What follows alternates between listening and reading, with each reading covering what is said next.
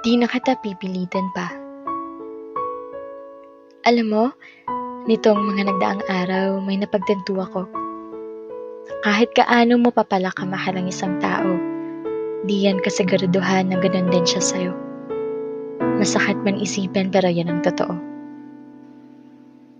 Mahal kita. Alam ko na alam mo na mahal kita. Sa araw-araw ko ba namang pagsambit yan sa'yo, tila imposible naman na hindi tumatak yan sa utak mo.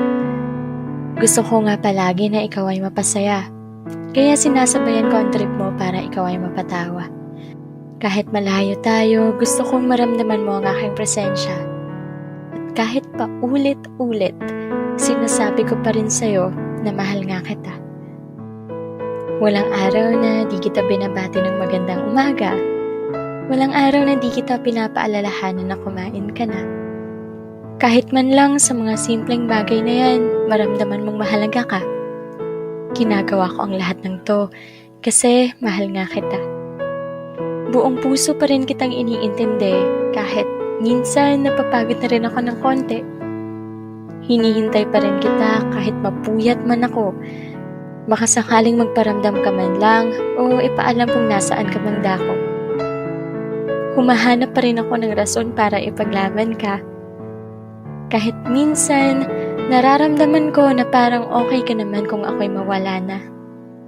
Kasi sa isang sorry at paliwanag mo, nakakahanap pa rin ako ng dahilan para manatili sa'yo.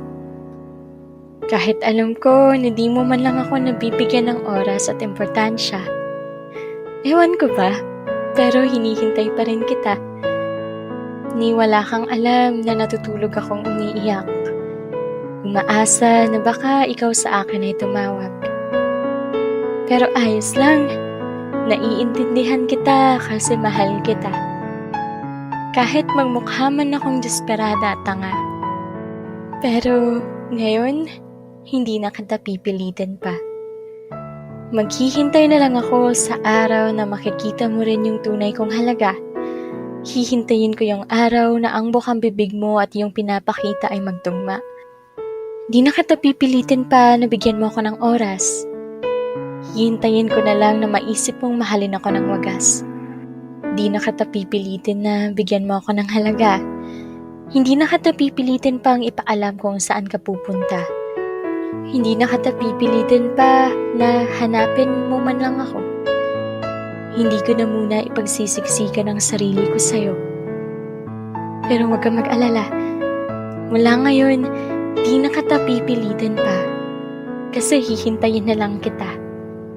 Pero pakiusap ko lang sa'yo ha. Huwag mo akong sanayin ng ganito. Pakiusap, huwag mo akong sanayin baka dumating sa puntong mapagod na ako. Sana, pag dumating yung araw na makita mo kung gaano ako kahalaga sa buhay mo, sana andito pa ako.